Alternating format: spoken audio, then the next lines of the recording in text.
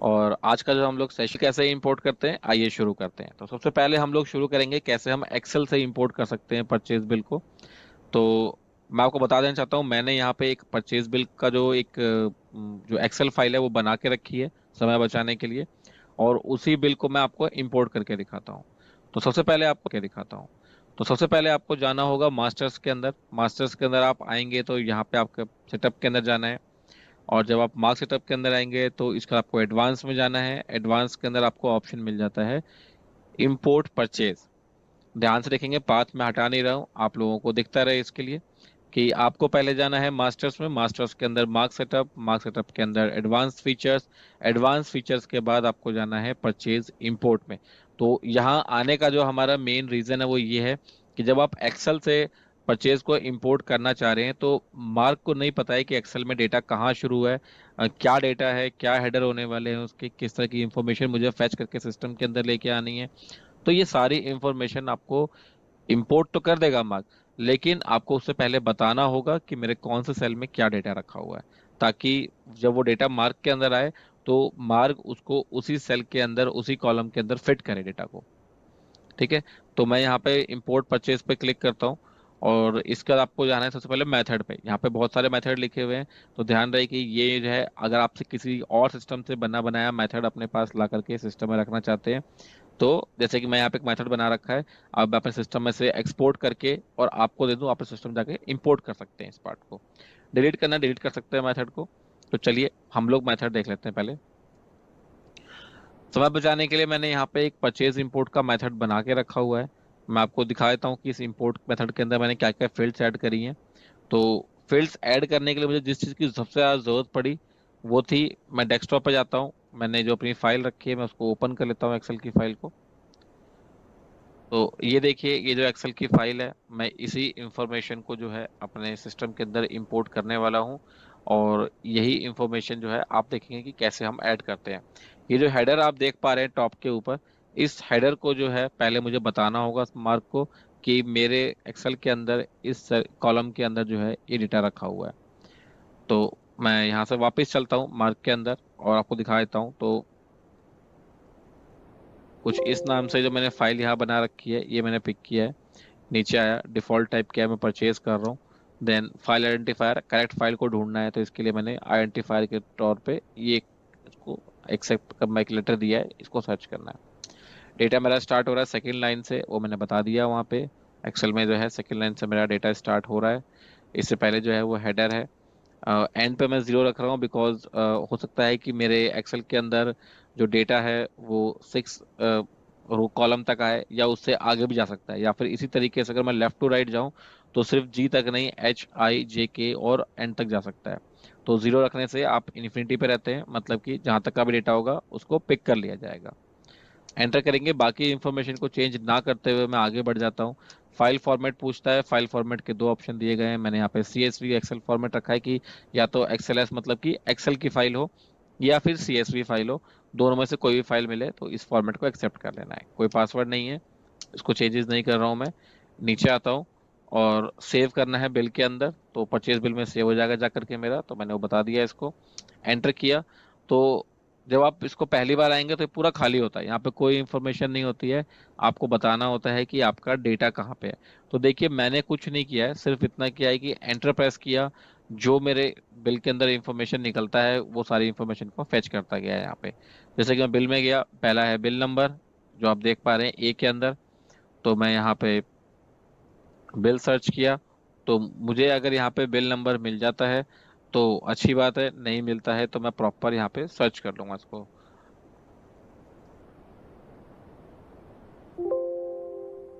ठीक है। तो इस तरीके से आप बिल नंबर सर्च करेंगे, आपको बिल नंबर मिल जाएगा। बिल नंबर को आप पिक कर लेंगे। तो मैंने यहाँ पे ऑलरेडी जो है मेन बिल नंबर पिक करा हुआ है। इसी तरीके से मैंने आइटम सर्च किया, आइटम नेम पिक कर लिया। बी कॉलम में देख सकते हैं आप, बी में मेरा इसको हटाता हूँ मैं यहाँ से। बी में मेरा जो है आप देख रहे हैं नेम है, तो मैंने यहाँ पे नेम पिक कर लिया आइटम का। देन पैकिंग दे रखा है, तो यहाँ पे पैकिंग मैंने मेंशन किया था, पैकिंग पिक कर रहा हूँ मैं। इसी के साथ क्वांटिटी है आइटम की, तो क्वांटिटी पिक किया। MRP, पी रेट और रेट ए मतलब कि परचेज रेट और सेल रेट जो है। इसी तरीके से मैंने यहाँ पे MRP, परचेज रेट और सेल रेट जो है यहाँ पे मैंने पिक कर लिया है। अब इतना इंफॉर्मेशन पिक करने के बाद मैं यहाँ से स्किप करके बैक आ जाता हूँ। मेरा मेथड रेडी है, मुझे सिर्फ अब इस मेथड का यूज करके एक्सेल फाइल को इंपोर्ट करना है। मुझे पता होना चाहिए मेरी फाइल की लोकेशन कहाँ है। तो यहाँ से मैं वापस से जो है आपको दिखा देता हूँ कि मैं ट्रांजेक्शन में जाता हूँ। ट्रांजेक्शन में आप आएंगे ट्रांजेक्शन इंपोर्ट में। इसके अंदर आपके पास ऑप्शन है यहाँ पे XLS, DBF, CSV, PDF, bill import का। तो आपके पास इनमें से कोई भी फॉर्मेट अवेलेबल है, आप इस फॉर्मेट में इंपोर्ट कर पाएंगे अपने बिल को। तो मेरे पास जो है एक्सएलएस फाइल है, मैं एक्सएलएस फाइल को इंपोर्ट कर लेता हूँ। इसके लिए जो है मैं एक्सएलएस पे एंटर प्रेस करता हूँ। ये मुझसे पूछ रहा है कि कौन सा मेथड की आप हेल्प लेना चाहेंगे, तो मैंने कहा मैं परचेज इंपोर्ट जो PURIMP रखा था मैंने, मैं उसकी हेल्प लूंगा। एंटर करूंगा। अब लोकेशन बतानी है, आपकी फाइल की लोकेशन क्या है। तो जैसे ही आप यहाँ पे नो पे क्लिक करेंगे आपसे पाथ पूछने लग जाएगा। मेरा जो फाइल की डायरेक्टरी है वो है, मैं दिखा देता हूँ। सिस्टम के अंदर आता हूँ, डेस्कटॉप में जाता हूँ। मैं डेस्कटॉप पे एक फोल्डर डेस्कटॉप का बनाया है, वो सिलेक्ट करता हूँ और ओके कर देता हूँ। मेरी फाइल यहीं कहीं रखी हुई है। तो मैं इसको ढूंढ लेता हूँ, यहाँ पे एक बार स्क्रॉल करके देख लेता हूँ। मेरी फाइल जो है यहीं पे होनी चाहिए थी।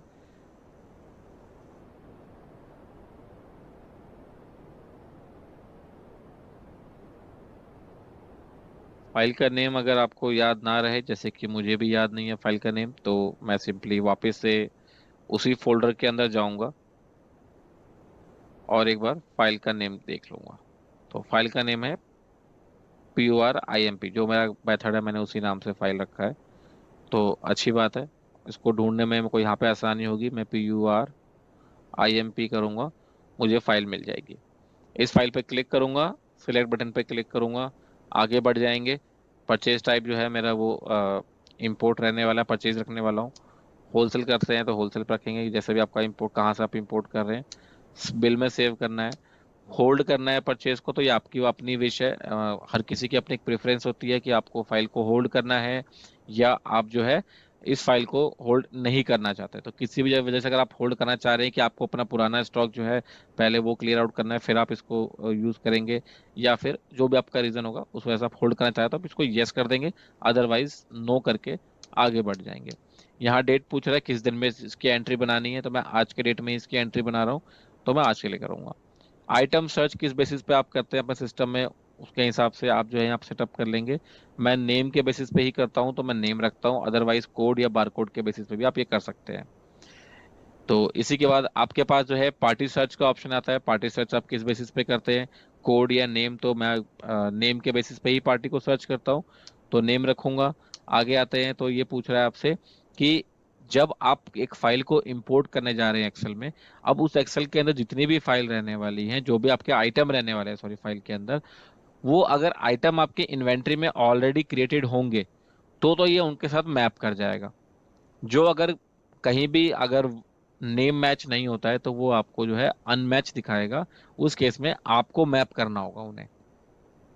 तो मैप करने का एक तरीका तो ये होता है कि आप एंटर करो, और जैसे कि मैंने मान लीजिए कि मैंने एक एजमिन कैप करके एक आइटम क्रिएट कर रखा है अपने बिन के अंदर, जो मेरा इन्वेंटरी है उसके अंदर, और जो मैं इंपोर्ट कर रहा हूँ उसमें जो मेरे को आइटम मिला है वो एजमिन कैप्सूल लिखा हुआ है। तो दोनों एक ही चीज है, एक में मैंने शॉर्ट में एजमिन कैप लिखा है, एक में एजमिन कैप्सूल लिखा हुआ है। तो मेरे को अलग से एजमिन कैप्सूल क्रिएट करने की जरूरत नहीं है, मैं जस्ट एंटर प्रेस करूंगा और मैप कर दूंगा उसके साथ। अगर वो पूरी तरीके से आइटम ही डिफरेंट है तो मुझे क्रिएट करना होगा। तो यहाँ पे पूछ रहा है कि किस तरह का आपको देखना है। सस्पेक्टेड, जो कि थोड़ा बहुत मैचिंग है, नहीं मिल रहे हैं। दूसरा अनमैच, जो मैच ही नहीं हुए। तीसरा किसी भी तरह का हो, चाहे सस्पेक्टेड हो चाहे अनमैच्ड हो, वो सारा आपको दिखा दे। तो मैं ऑल रखता हूँ ताकि दिखा सकूँ कितने आइटम मेरे बिल में आने वाले हैं। एक्सेप्ट पे क्लिक करता हूँ, कौन से स्टोर में चाहिए, मैं स्टोर इसको ए में ही ऐड करूंगा।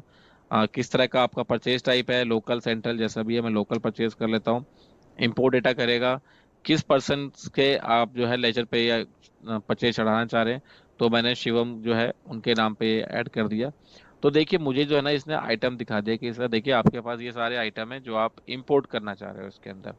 तो अगर ये मैप नहीं होते तो आपको रेड कलर से हाईलाइट कर देता, जैसे कि आप देखेंगे ठीक यहाँ से पार्टीशन बना हुआ है बीच में से।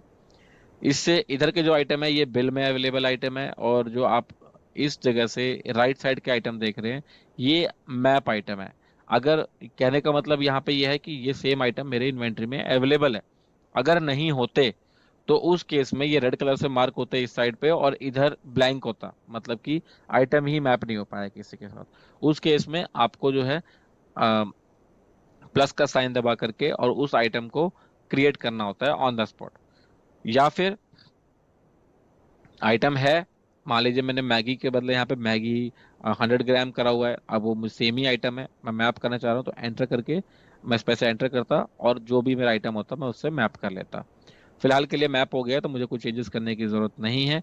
मैं सिंपली जो है इसके आगे जब आप देखेंगे कि आप प्रोसीड कर जाएंगे इसके आगे से। अगर आपको कन्वर्जन नहीं डालना है तो आप सिंपली जो है इसको आगे प्रोसीड कर सकते हैं इसके आगे। ठीक है, तो उम्मीद कर रहा हूँ कि यहाँ तक आप सभी लोगों को चीज़ें क्लियर होंगी और आप समझ पाए होंगे कि किस तरीके से आपको ये चीज़ें करनी है।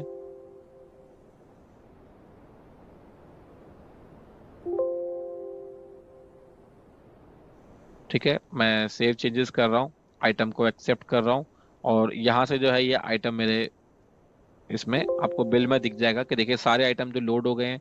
बिल नंबर मैं आपको मैप करवा देता हूँ, जो मेरे पास एक्सेल शीट थी मैं उसके साथ मैप करवा देता हूँ। ये मेरा बिल नंबर था 234 मेरा बिल नंबर पिक हो गया है। अगर मैं आपको दिखाना चाहूँ कि आइटम थे कितने, 1 2 3 4 5 आइटम थे, यहाँ पे भी मेरे पास 5 आइटम ऐड हो गए हैं। इनकी क्वांटिटी 10 20 30 40 50 है, तो 10 20 30 40 50 क्वांटिटी ऐड हो गई है। बाकी परचेज रेट इनका आपको दिख रहा है इधर, सेम लाइक परचेज रेट आपको यहाँ पे भी शो हो रहा है। इसी तरीके से आपने देखा कि हमने जो है पूरे आइटम ऐड कर लिए हैं। अब जो आगे का प्रोसेस है वो बहुत ही सिंपल है, आप इसको सेव कर दीजिए, जो अमाउंट है वो अमाउंट पे करके आइटम को आप ऐड कर सकते हैं। सेव किया मैंने, ये बिल इंपोर्ट प्रॉपरली हो चुका है। ठीक है, अब आपको और भी देखना है कि कहाँ पे इसकी बिल मिलेगा, तो आप ट्रांजेक्शन्स में जाओ, परचेज में जाओ, परचेज के अंदर मॉडिफाई बिल में जाओ। आज की डेट में आप मैं ऑल टाइम करके दिखा देता हूँ, ये लास्ट बिल जो है शिवम का यही है। एंटर किया मैंने, मेरे पास ये आइटम ऐड हो चुका है। तो होप सो आप सभी लोग इसको बहुत ही अच्छे से समझ पाए होंगे कि किस तरीके से हम लोगों ने एक्सेल को इंपोर्ट किया अपने मार्क के अंदर, बहुत ही आसान तरीके से।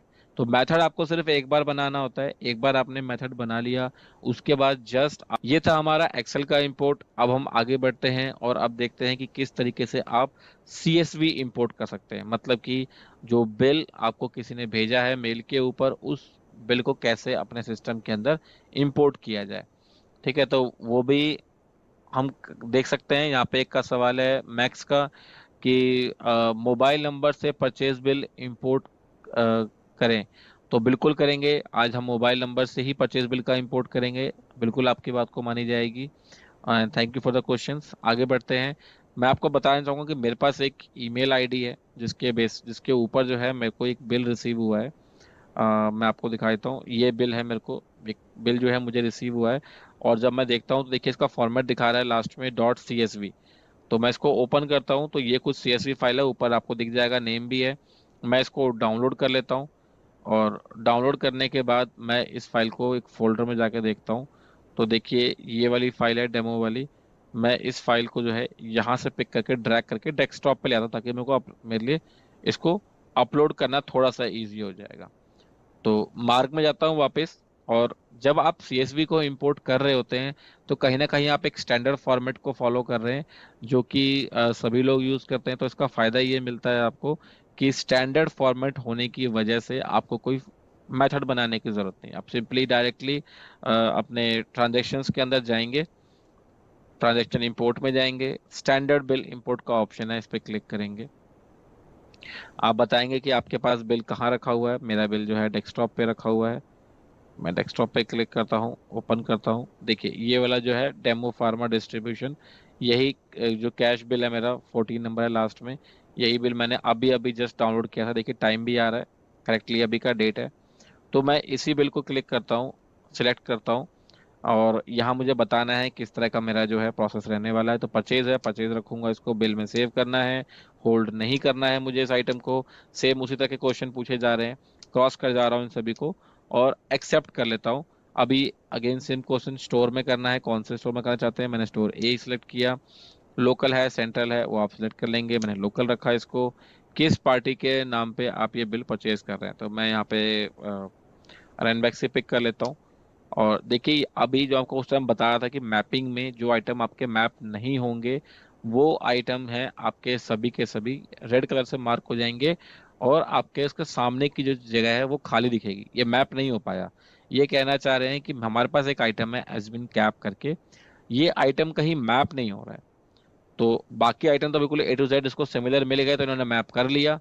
एक आइटम रह गया, तो मेरा एक तरीका तो ये है, पहले मैं चेक करता हूँ कि मेरे पास इस नाम का कोई आइटम इन्वेंट्री में है या नहीं। तो मैंने एंटर प्रेस किया और देखा तो मेरे पास एजमिन कैप डॉट करके एक आइटम है, लेकिन एजमिन कैप करके ये जो आइटम के बाद जो लिखा हुआ है 10x10 ये जो सेम मार्किंग नहीं है मेरे पास। तो मैं क्रिएट करना चाहूँ तो प्लस का साइन पे क्लिक करके और इस आइटम को यहाँ पे बना सकता हूँ इस तरीके से। बट मैं बना नहीं रहा हूँ, मैं आपको सिंपली उसको मैप कर देता हूँ। रीजन क्या है कि आप देखेंगे कि जब आप बनाना शुरू करेंगे इसमें कंपनी भी थी, इसमें HSN कोड भी था, तो ये मेरे पास अवेलेबल था। तो अगर ये अवेलेबल नहीं होता तो मुझको यहाँ पे ये भी पूछता कि आप कंपनी बनाना चाहते हो, ये कंपनी इसके अंदर आई है, आप HSN कोड क्रिएट करना चाहते हो जिसमें आया है, तो आप उसको यस करते रहते हैं, वो क्रिएट करता रहता हूँ उन चीज़ों को। मैं फिलहाल के लिए जो है यहाँ से एग्जिट होकर सिर्फ मैप करूंगा इसको। मैंने मैप किया एजमिन कैप के साथ, ये बोल रहा है कि आप इसको मैप करें, मैं अलाउ।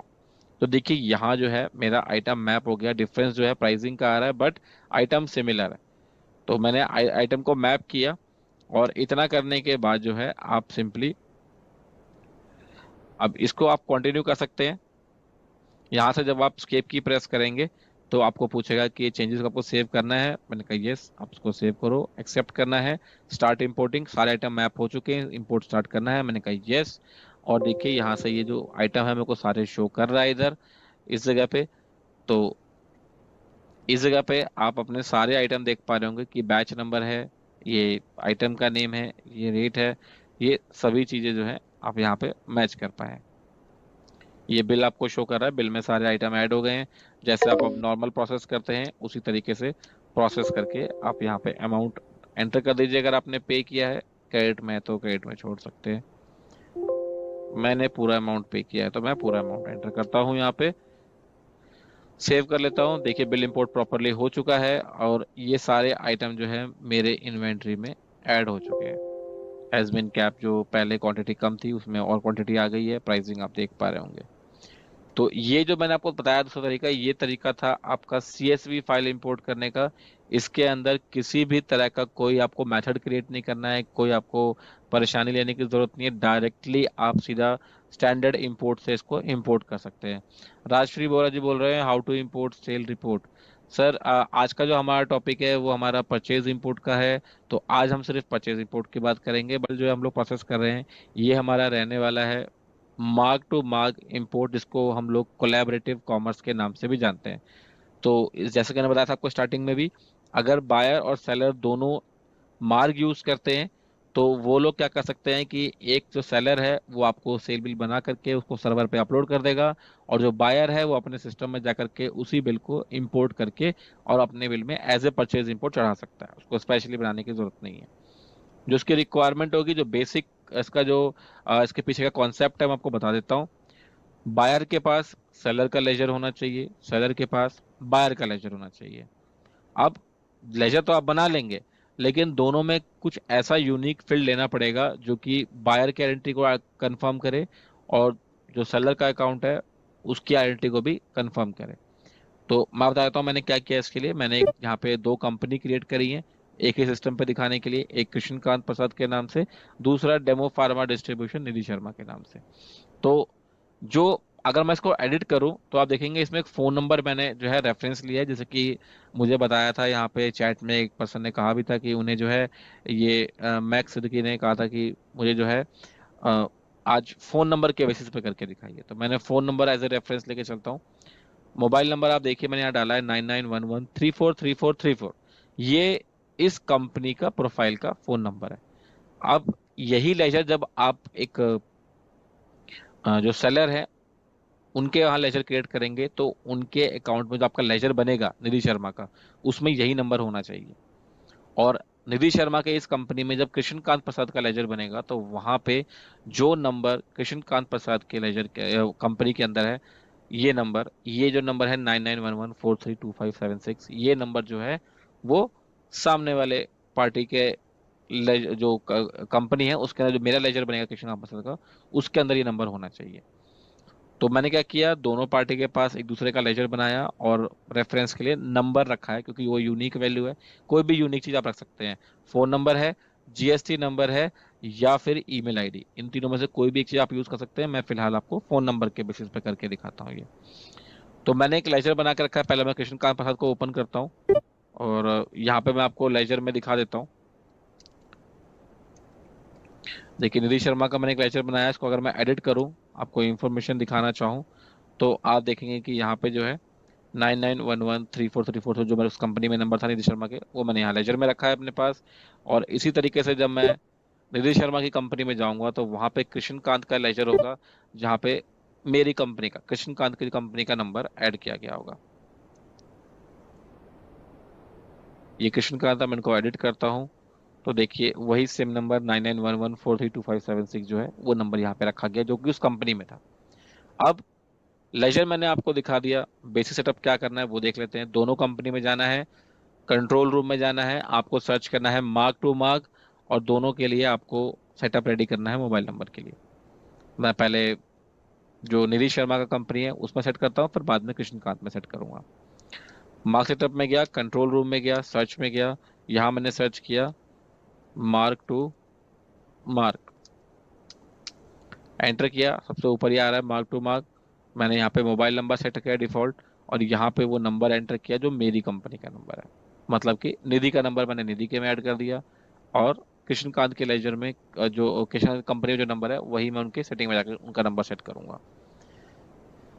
ये मैंने नंबर सेट किया। जो नंबर मैंने यहाँ लिखा है यही इसी कंपनी के प्रोफाइल में भी डला हुआ है। मैंने सेव कर रखा है, दोबारा बार करने की जरूरत नहीं है। कृष्णकांत में जाता हूँ, सेम सेम चीज मेरे को यहाँ पे भी फॉलो करनी है। मार्क सेटअप में आया, कंट्रोल रूम में आया, सर्च इन ऑल में गया, मार्क टू मार्क किया। देखिए सेम प्रोसेस किया, मैंने मोबाइल नंबर रखा है जो मेरी इस कंपनी में, कृष्णकांत कंपनी में जो नंबर है वही नंबर मैंने यहाँ पे भी डाल दिया, ताकि सिंक कर सकूं इनको आपस में। ठीक है। ये प्रोसेस करने के बाद, सेव करने के बाद जब आप बाहर आएंगे, तो एक और इम्पोर्टेंट चीज आपको करनी होगी, क्योंकि मैं जो है यहाँ से एक फाइल को अपलोड करूंगा सर्वर पे, और फिर सामने वाली पार्टी जो है वो उसको डाउनलोड करेगी। तो मुझे बहुत ही इंपॉर्टेंट चीज़ों का ध्यान रखना है। पहले तो मेरे पास इंटरनेट कनेक्शन होना चाहिए। मार्क टू मार्क ट्रांसफर करने के लिए आपके पास इंटरनेट कनेक्शन जरूर होना चाहिए, वरना बताइए ना, आपका सिस्टम नेट से कनेक्टेड नहीं है, आप यहाँ से कुछ अपलोड करेंगे, सामने वाले को कैसे मिलेगा? जो जरूरी नहीं है कि वो आपके साथ ही बैठा हो सकता है कि दूसरे शहर में हो, तो वहां तक कैसे पहुंचेगा? तो इंटरनेट एक जरिया है जिसके थ्रू वहां तक पहुंचेगा। तो इंटरनेट जरूरी है। दूसरी चीज, आपकी सर्वर फाइल रनिंग होनी चाहिए। देखिए मेरी सर्वर फाइल है, ये सर्वर फाइल रनिंग होनी चाहिए। अगर सर्वर फाइल रनिंग नहीं है तो आप ये नहीं कर पाएंगे। तीसरी चीज, आपको जाना है उस लेजर के अंदर जिस लेजर को आपने सेट किया इस काम के लिए। मैंने निधि शर्मा को रखा था यहाँ पे, इनको F3 करूंगा, और बॉटम में आएंगे, देखिए यहाँ लिखा हुआ है एक्टिवेट एक्टिव ऑनलाइन परचेज। आपको इस पे एंटर करना है और यस कर देना है। और जैसे ही आप यस करेंगे, अगर आपको ऐसा वार्निंग आ रहा है कि आपका कनेक्शन इंटरनेट से जुड़ा हुआ नहीं है, आप ऑनलाइन नहीं है, तो please check your internet connection. अगर आप ऑनलाइन होंगे तो कोई मैसेज नहीं आएगा, और सिंपली आपको इस तरह का वापस बैक टू निधि शर्मा पे आ जाएगा। यहाँ से बाहर आएंगे। ये था पूरा का पूरा सेटअप। अब सिर्फ हमें इतना करना है, एक बिल बनाना है, वहां जाके इंपोर्ट कर लेना है। करके देख लेते हैं। ऑल 10 करता हूँ, और मैं यहाँ जो है इन्हें कुछ आइटम सेल करता हूँ, जो कि मैं निधि शर्मा कहा था, निधि शर्मा पिक करता हूँ। यहाँ पे जो है इन्हें कुछ आइटम दे देता हूँ। तो मान लीजिए मैं ये आइटम लेता हूँ और यहाँ से 50 की क्वांटिटी में इनको सेल कर देता हूँ। बस एक ही आइटम बहुत रहेगा। एंटर किया, अमाउंट मैंने पे कर दिया, सेव कर दिया मैंने। तो देखिए मेरा जो है यहाँ पे इनवॉइस जो है वो जनरेट हो चुका है। बाहर आता हूँ यहाँ से, बिल इंपोर्ट रह गया, जाके देख लेता हूँ। ये जो मैंने बिल सेव बनाए थे, ये रणदीप शर्मा का बिल है। तो मैं इसके ऊपर आने के बाद जो है, आप अपने कर्सर से इसके ऊपर आ सकते हैं इस तरीके से। और इसके ऊपर आके जैसे ही आप इसको अपलोड करेंगे, कुछ इस तरह का टिक मार्क आ जाएगा कि फाइल अपलोड हो चुकी है। तो इस पे नहीं आ रहा है, तो इसमें कर देता हूँ इसको। यहाँ पे आप F11 प्रेस करेंगे, इसके ऊपर F11 प्रेस करते इसमें ऑप्शन आ रहा है अपलोड ऑन सर्वर। ठीक है। तो मैं अपलोड ऑन सर्वर करूंगा, इस पे एंटर करूंगा, देखिए सक्सेसफुली अपलोड हो गया है, मैसेज भी दिख रहा होगा आप लोगों को। और नीचे देखिए मेरे कर्सर के पास ग्रीन टिक और चेक बॉक्स आ गया है कि अपलोड हो गया है सर्वर के ऊपर। यहां तक सेल्स साइड का काम खत्म हो चुका। अब आते हैं परचेज साइड पे, इसको इंपोर्ट करते हैं और सिस्टम में ऐड करते हैं। बाहर निकलता हूँ, वापस से अपनी पिछली कंपनी में जो जहाँ जिनको मैंने बेचा है निधि शर्मा को, वहां जाता हूँ। अब इन्हें जो है इंपोर्ट करना है बिल अपने सिस्टम के अंदर। तो बहुत ही आसान है, इनको जो करना होगा वो ये है कि ये जाएंगी ऑल्ट पी, मतलब क्या, परचेज के अंदर, एंट्री के अंदर, यहाँ पे एंटर करेंगे, इन्होंने जिससे परचेज किया होगा उसका नेम सेलेक्ट करेंगे। तो मैं यहाँ पे देख लेता हूँ, कृष्णकांत मुझे शो हो रहे हैं, ये रहा, एंटर करता हूँ। ये देखिए यहाँ पे लिखा हुआ भी आ रहा है पर्पल कलर से कि इंपोर्ट के लिए F10 दबाना है आपको। तो मैं कीबोर्ड से F10 प्रेस करता हूँ और देखिए ये बिल मेरे सामने आ गया है कि भाई आपका जो ये बिल है ये शो हो रहा है। लेकिन ध्यान दीजिएगा, ये एक पुराना बिल है, अमाउंट अलग था, ठीक है। अमाउंट यहाँ पे अलग था, ये मैंने पहले कभी भेजा होगा आज ही की डेट में प्रैक्टिस करने के लिए, तो ये शो कर रहा है। बट अभी वाला बिल शो नहीं कर रहा है। तो ध्यान रखिएगा, कभी भी अगर इस तरह की कंडीशन आती है तो आपको सबसे पहले घबराना नहीं है, क्योंकि आपका जो ये बिल है ये सर्वर पे अपलोड होता है तो आने में थोड़ा वक्त लगता है, डिपेंड करता है कि कब तक वो सर्वर पे शो करेगा। सर्वर उसको प्रॉपर चेक करता है फिक्स होने पे, फिर उसके बाद आपको सेकंड साइड पे रिफ्लेक्ट करता है, तो उसमें समय लग सकता है, डिपेंड करता है सर्वर कितना बिजी है। अगर सर्वर बिजी नहीं होगा तो आपको इमीडिएट शो कर देगा, अगर थोड़ा बिजी होगा थोड़े समय में शो कर देगा। तो कोई बात नहीं, अगर ऐसा कुछ होता है तो बैक करके दोबारा से आप यहाँ पे जो है F10 को प्रेस करेंगे। और देखिए मैं जितनी देर में आपसे बात कर रहा था उतनी देर में आ भी गया बिल, अमाउंट देख लीजिए 1568 था। ये एक एग्जैक्टली अभी भेजा हुआ बिल है मेरा, और ये मेरा प्रीवियस बिल था। तो इस पे आकर मैं एंटर प्रेस करता हूँ, ये आपसे पूछ रहा है किस बेसिस पे सर्च करना है, आपको सारे देखने हैं, मैं ऑल कर देता हूँ। इसका सेव करेंगे, वॉल्यूम डिस्काउंट सेव करना है नहीं करना है, ये सारी इन्फॉर्मेशन आपसे पूछेगा। यहाँ पे आप अपने प्रेफरेंस के अनुसार ऑप्शन को सिलेक्ट कर लेंगे। एंटर प्रेस करेंगे तो ये बोल रहा है मुझसे कि भाई इसके अंदर आपके पास एक आइटम उन्होंने भेजा है और वो एक आइटम भी मैप हो गया आपका, ठीक है। यहाँ से आप स्केप की प्रेस करेंगे, सेव करेंगे, सेम वही प्रोसेस दोबारा से रिपीट हो रहा है। अभी स्टार्ट इंपोर्टिंग करेंगे, एक्सेप्ट पे क्लिक करेंगे। आइटम जो है देखिए बिल नंबर यहाँ पे लोड हो चुका है, एंटर करके आगे बढ़ेंगे आप। जैसे ही आप नीचे पहुंचेंगे देखिए आइटम भी लोड हो गया है, क्वांटिटी लोड हो गई है, सब कुछ आपका लोड हो चुका है। यहाँ पे क्लोज करेंगे इसको, प्रोसीड करेंगे आगे, और जो आपका यहाँ पे अमाउंट था जो आपने पे करना था वो अमाउंट पे करके सेव कर देंगे। तो ये जो था आपका आइटम जो है इंपोर्ट हो चुका है, और उम्मीद कर रहा हूँ कि आप सभी लोगों को ये समझ में आया होगा। यहाँ पे काव्या जी आपका क्वेश्चन, एक प्रोडक्ट जो है वो 30 साल से मार्केट में चल रहा है और कस्टमर को बहुत एडवांस फैसिलिटी मिल जाती है। जिन्हें मार्ग ईआरपी बेहतर लगता है वो मार्ग ईआरपी लेंगे, लिया होने पर इतनी बड़ी डिसीजन नहीं ले सकते हैं। तो यहाँ पे क्वेश्चन आ रहे हैं हमारे पास, मैं न्यू,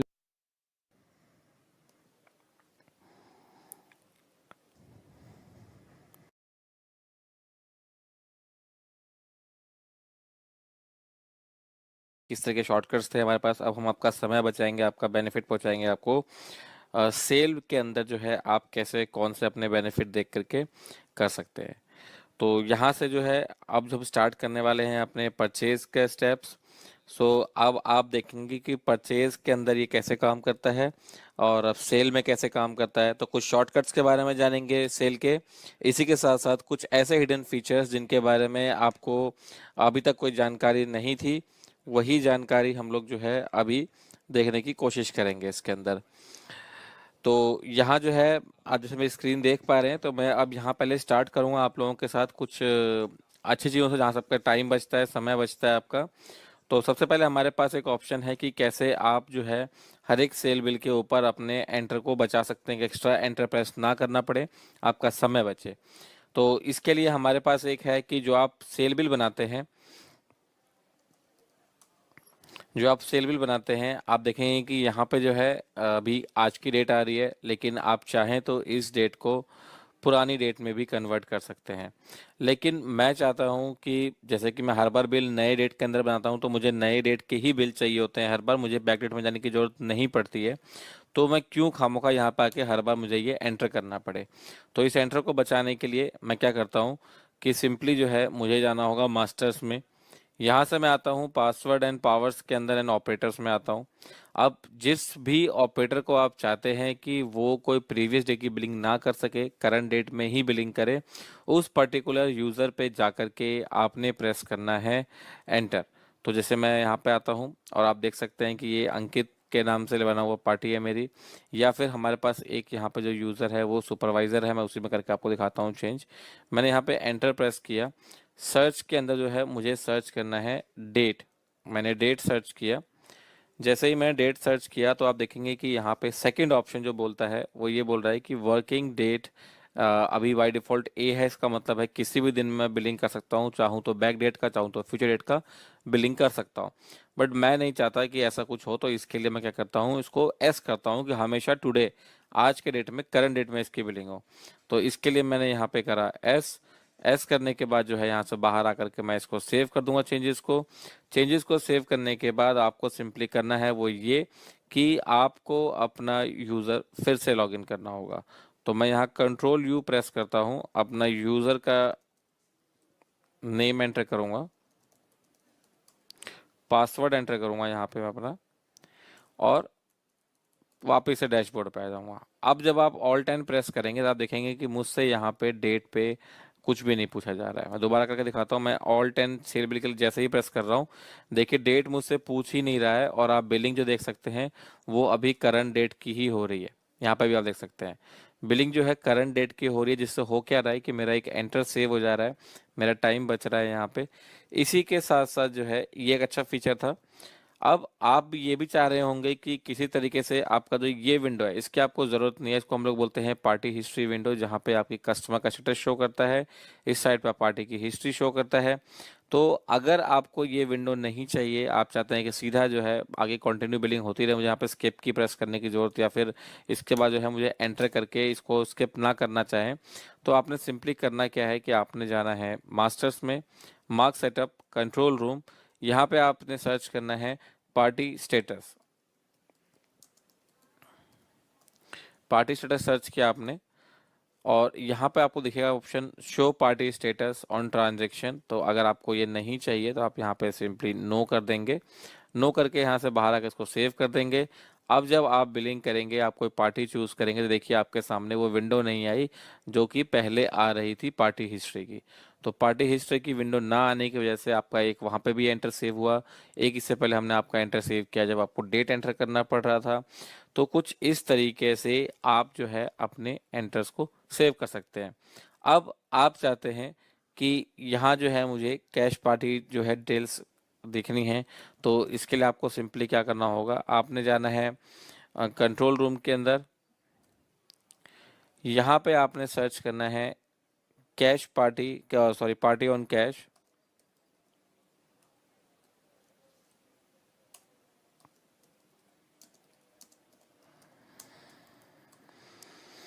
पार्टी ऑन कैश आप करेंगे, आपके सामने ऊपर स्क्रीन के ऊपर जो है आपको ऑप्शन आ रहा होगा, जिसमें बाय डिफ़ॉल्ट जो है अभी वाई करा हुआ है। अगर आप इसको यहाँ पे आकर के नो कैश ऑप्शन कर देते हैं, मीन्स नो कर देते हैं, तो अब जो है आपकी जितनी भी बिलिंग होंगी वो आप देख सकते हैं कि कैश उसमें आपको ऑप्शन नहीं मिलेगा। अगर मैं यहाँ पे एक आइटम ऐड कर लेता हूँ, मैंने यहाँ जो है एक आइटम जो आपको दिखा देता हूँ, मैं एक आइटम जो मैंने यहाँ पे ऐड किया है, अगर मैं बिल को क्लोज करता हूँ तो आप देख सकते हैं कैश का यहाँ पे आपको ऑप्शन पूछ रहा है। सिंपली आप इसको कैश ऑप्शन को चालू कर सकते हैं। यहाँ पे आपको जो है एक ऑप्शन मिल जाता है। इसके अलावा अगर आप चाहते हैं कि आप अपने आइटम लिस्ट के अंदर जो है मल्टीपल ऑप्शंस को रखते हैं, और आप ये भी चाह रहे हैं कि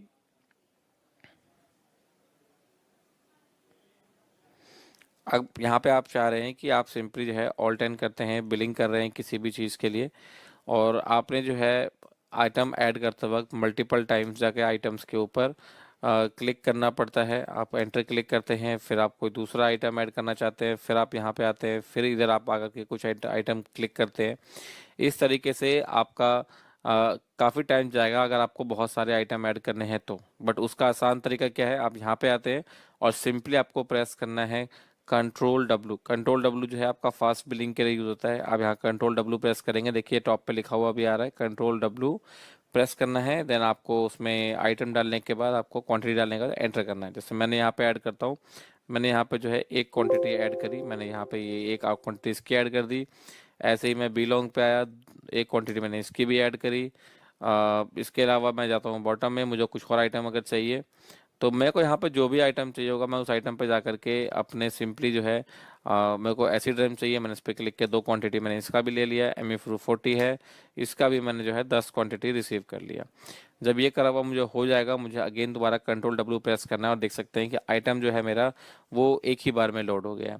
अब यहाँ पे आपको कई बार दिख सकता है कि एडमिन कैप तो मैंने एक ही बार चूज किया था, ये 2 बार क्यों आया? तो इसका एक बड़ा रीज़न ये भी है कि आपके पास जितना स्टॉक अवेलेबल था जिसके अंदर, उसके हिसाब से उसने आपका स्टॉक पिक कर लिया है। अब सिंपली आपने क्या करना है, अब आप जा रहे हैं कि आइटम स्क्रीन के ऊपर जाते हैं, वापस से यहाँ से बाहर आता हूँ, मेरे एक पार्टी चूज़ कर लिया, मैं इधर सिंपली आकर के कोई आइटम को ऐड कर लेता हूँ। जैसे कि मैंने यहाँ पे जो है ये 2 आइटम ऐड किया। अब इसके अंदर जो है ऊपर आने के बाद आप सिंपली आपको आना है प्राइसिंग वाले पार्ट के ऊपर और यहाँ पे आप प्रेस करते हैं F2। तो यहाँ पे आप सेट कर सकते हैं कि आप वॉल्यूम डिस्काउंट कैसे लगाना चाह रहे हैं इसके ऊपर। इसी के साथ साथ अगर आप टैक्स यहाँ पे दिखाना चाहते हैं कि आपको यहाँ पे P है आपका पेड, अगर आप E दिखाते हैं तो एग्जेम्प्ट कर रहे हैं और T दिखा रहे हैं तो ये टैक्सेबल है, आप इस आइटम के ऊपर टैक्स डिफाइन कर सकते हैं।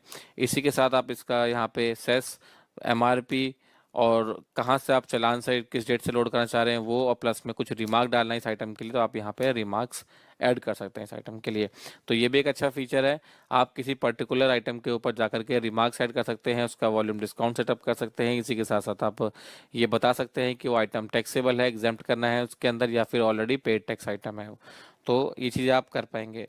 अब इसके अंदर अगर आपको चाहिए कि मान लीजिए मैंने यहाँ पे जो है मल्टीपल आइटम्स यहाँ पे ऐड कर लिए हैं बिल के अंदर, जैसे कि मैं यहाँ पे जो है 3 आइटम ये ऐड कर लेता हूँ, कुछ और भी आइटम यहाँ पे मुझे अगर ऐड करना है तो मैं वो भी आइटम यहाँ पे ऐड कर लेता हूँ। और हम कुछ आइटम ऐड कर लेते हैं, यहाँ पे 2 आइटम मैंने ये भी ऐड कर लिए। ठीक है, अब इस केस में मुझे अगर अपने कर्सर को लेके जाना है टॉप आइटम के ऊपर तो मुझे या तो कीबोर्ड का यूज़ करके एरो की से टॉप पे जाना पड़ेगा। अब यहाँ पे 4-5 आइटम है तो इतनी प्रॉब्लम नहीं है, लेकिन ज़्यादा आइटम होने पे अगर आपको टॉप पे जाना है तो बहुत दिक्कत आएगी। इसका इजी सोल्यूशन है कि आपको प्रेस करना है यहाँ पे सिंपली शिफ्ट के साथ क्वेश्चन मार्क प्रेस करते आपसे पूछेगा कौन से पे जाना है, मेरे को जाना है यहाँ पे 1 नंबर पे, मैं 1 क्लिक किया और एंटर किया, देखिए मेरा कर्सर चला गया टॉप के ऊपर। अगर मुझे थर्ड आइटम के ऊपर जाना है तो शिफ्ट के साथ मैं क्वेश्चन मार्क फिर प्रेस करूंगा, 3 टाइप करूंगा और एंटर कर दूंगा, ये मेरा थर्ड आइटम के ऊपर चला आया। लास्ट आइटम पे आना है मेरे को तो सिंपली मैं शिफ्ट के साथ यहाँ पे 6 प्रेस करूंगा और ये मेरा सिर्फ लास्ट आइटम पे चला आया। आप इतना ही नहीं कर सकते हैं, आप चाहें तो आइटम के ऊपर डायरेक्टली आइटम के नेम से भी जा सकते हैं। जैसे कि मुझे अगर सिंपली बी लॉन्ग पे जाना है तो मैं शिफ्ट के साथ क्वेश्चन करूंगा और यहाँ टाइप करूंगा बी लॉन्ग करके एंटर करूंगा, देखिए मेरा कर्सर सीधा बी लॉन्ग के ऊपर जाएगा। तो अगर कोई चेंजेस करना होगा और लिस्ट बड़ी है मेरे पास, मुझे सिंपली क्या करना है, शिफ्ट के साथ क्वेश्चन मार्क और अपना आइटम को सर्च कर लेना है और यहाँ पे मुझे जो है मेरा सोल्यूशन मिल जाएगा। आप कुछ इस तरीके से जो है अपने ऑप्शंस को यूज़ कर सकते हैं। इसी के साथ साथ जो है यहाँ पे आपको मैं एक और फीचर दिखाना चाहूँगा, बहुत ही इंपॉर्टेंट फीचर है और बहुत ही हेल्पफुल फीचर है आपके लिए। अगर आपको एक साथ सभी आइटम के ऊपर कोई डिस्काउंट लगाना है या आपको जो है सभी आइटम पर से डिस्काउंट चेंजेस करने हैं तो आप कैसे कर सकते हैं। तो मान लीजिए कि मुझे सभी आइटम के ऊपर जो है 2% का डिस्काउंट लगाना है, तो मुझे सिंपली ब्लैंक, ये जो लाइन पूरी ग्रीन है, यहाँ पे आने के बाद F4 को 2 बार प्रेस करना है और आप यहाँ पे वाई करता हूँ डिस्काउंट को और सिंपली जो भी डिस्काउंट देना है वो 2% डिस्काउंट देना मान लीजिए। तो अभी आप देख पा रहे हैं डिस्काउंट यहाँ कुछ भी मिला हुआ नहीं है, मैंने जैसे यहाँ पे किया देखिए सब में 2% का डिस्काउंट चला गया है। और इसको सेव करने के लिए आपको F3 प्रेस करना है। बॉटम में देखिए F3 अपडेट बिल के लिए दिया हुआ है हमने यहाँ पे, अगर आपको मास्टर में करना है तो आप F5 करेंगे, बट मैं फिलहाल बिल के अंदर कर रहा हूँ, तो मुझे ज़्यादा कुछ नहीं करना है, सिंपली कीबोर्ड से F3 प्रेस करना है। आप देखिए सबके ऊपर जो है यहाँ पे 2% का डिस्काउंट चला गया है। दोबारा दिखाता हूँ, ब्लैंक लाइन पे हूँ मैं यहाँ पे। यहाँ मुझे F4 दो बार प्रेस करना है, एक बार प्रेस किया लिस्ट ओपन होगा, दोबारा प्रेस किया मुझसे डिस्काउंट के लिए पूछेगा, मैंने Y किया, एंटर किया, अभी 2% है, मुझे 5 देना है, मैंने 5 प्रेस किया, एंटर किया, देखिए सबके ऊपर 5 हो गया, F3 करते ही सेव किया, तो सभी आइटम्स के ऊपर जो है 5% का डिस्काउंट चला गया है। तो ये कुछ बेसिक फीचर्स हैं जो कि आप इसका यूज़ कर सकते हैं। हम आने वाले सेशंस में आपके लिए और भी इस तरह के फीचर्स लेके आते रहेंगे। आप इसी तरीके से हमारे साथ बने रहिए, हमारे सेशन के अंदर आप ज्वाइन करते रहिए, आपके लिए और भी बहुत सारे फीचर हैं जो हमें दिखाने हैं। चलिए इसी के साथ thank you so much for joining the session. अगर आप लोगों को कोई डाउट, कोई कन्फ्यूजन हो तो आप विजिट कर सकते